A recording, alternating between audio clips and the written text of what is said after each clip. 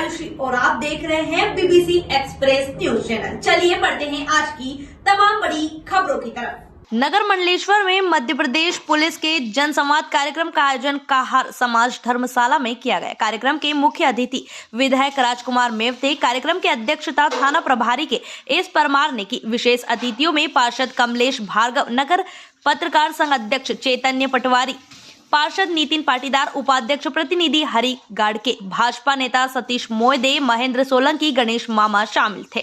इस अवसर पर विधायक राजकुमार मेव ने कहा कि पुलिस मैनेजमेंट फंडे से बचे, क्योंकि पुलिस अपराधियों से सेटिंग कर लेती है, जो गलत है। पुलिस को इस तरह के मैनेजमेंट से बचना चाहिए, क्योंकि पुलिस को सरकार इतनी तनख्वाह देती है कि उनके परिवार की सब जरूरतें पूरी हो सकती है।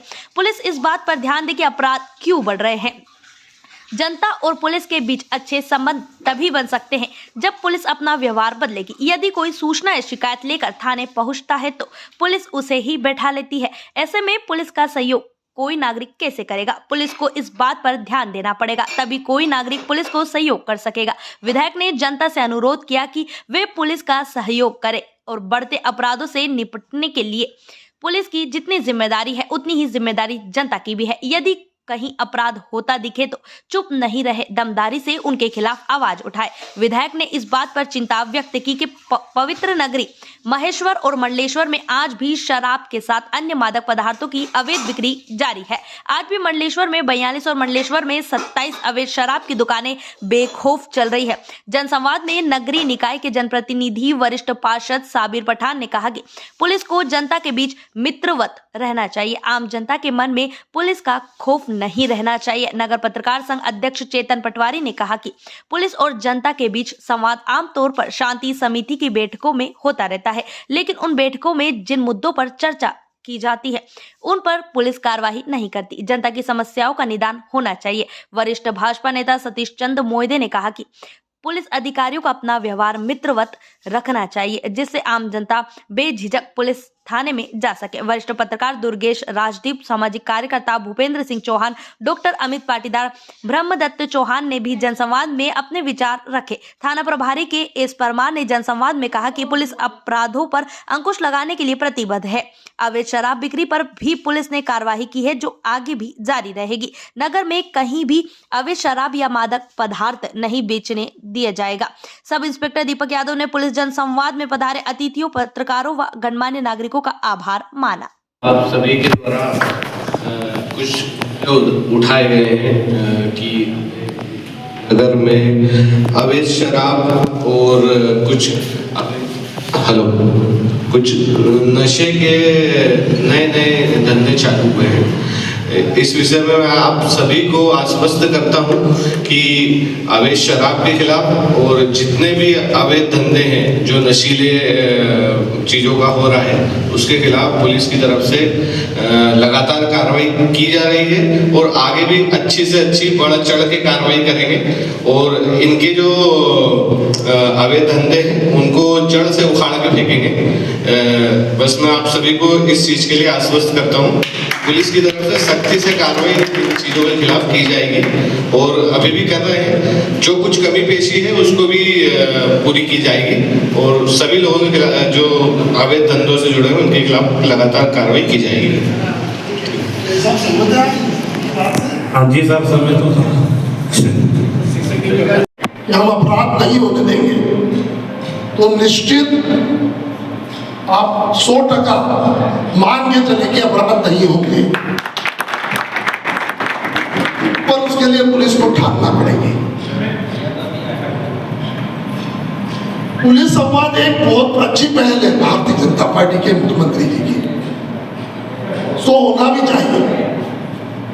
पुलिस का ट्रेलर ऐसा होता है कि लोग थाने जाना नहीं चाहते, थाने से डरते हैं। कोई सुरक्षा कर्मी अगर खड़ा हुआ है, तो जवान अगर खड़ा हुआ है तो मोटरसाइकिल वाला उधर से घुमा के ले जाएगा, पर सामने नहीं उतरेगा। तो अगर इस टाइप की वार्ता होती रहे तो वो डर जो पुलिस का है, जो खौफ है, वो खौफ अपराधियों में ही होना चाहिए, आम पब्लिक को नहीं होना चाहिए। जब किसी ने कोई अपराध ही नहीं किया तो पुलिस ने क्यों डरे? वो लोगों में जो खौफ है वो खौफ नहीं होना चाहिए। पुलिस को इतना सरल होना पड़ेगा कि आम जनता भी उनसे रुक के बात करने में किसी प्रकार की कोई शंका नहीं करे, वो रुके और बात कर ले। इसलिए पुलिस संवाद रखना पड़ा भारतीय जनता पार्टी के मुख्यमंत्री मोहन जी को। अच्छा वातावरण कुछ समय से मंडलेश्वर का बना है। अपराधों पे मैं नहीं मानता कि अपराध खत्म हो गए या पूरी तरह विराम लगा है, पर विराम लगा है।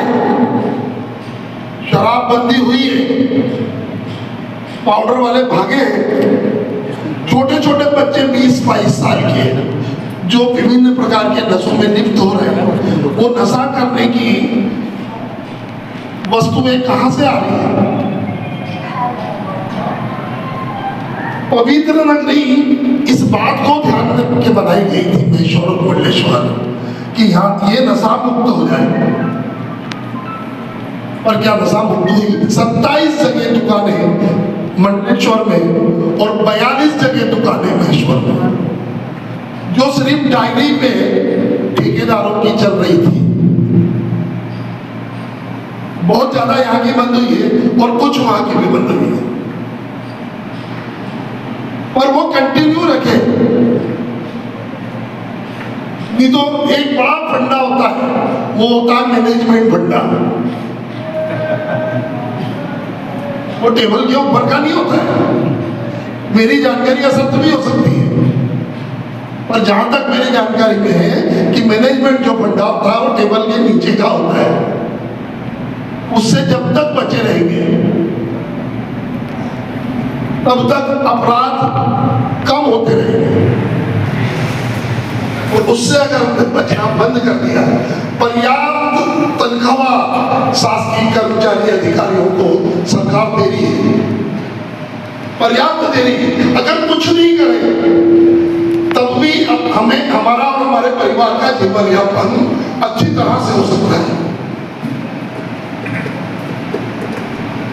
फिर क्यों उंगलियां उठाई जाती हैं?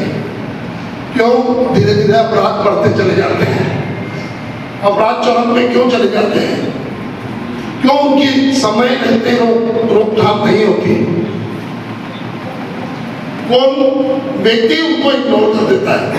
जितनी जवाबदारी किसी पुलिस जवान की होती है, किसी पुलिस अधिकारी की होती है, उतनी ही जवाबदारी एक आम नागरिक की भी होती है कि वो अगर अपनी आंखों से कोई अपराध होते हुए देख रहा है तो पुलिस को सूचना भी करे, पुलिस को बताए भी, और डंके की चोट उसको रोकने की कोशिश भी करे। पर कई बार ऐसा होता है कि एक शरीफ आदमी किसी बात को बताने के लिए थाने गया तो उसको ही बिठा लिया गया। अभी तो बढ़िया, फिर बात करते हैं। अरे उसका अपराध ये है, आपसे संवाद करने आया है थाने, आपको बताने आया है कि भैया मेरे पड़ोस में जो है क्या अवैध शराब बिक रही है। वो पान की दुकान, वो चाय की दुकान, वो किराने की दुकान, वो चाय का ठेला शराब बेच रहा है। ये बात अगर करने की हिम्मत करके वो पुलिस थाने जाता है तो उसका सम्मान करना चाहिए, ना कि उसको रात भर बिठा के। कहने के लिए बहुत सारी बातें हैं और ये कार्यक्रम चलता रहेगा। हम फिर मिलेंगे, फिर बैठेंगे, 2-4 बात करेंगे। इसी बात के साथ भारत माता की जय, वंदे मातरम, जय श्री राम।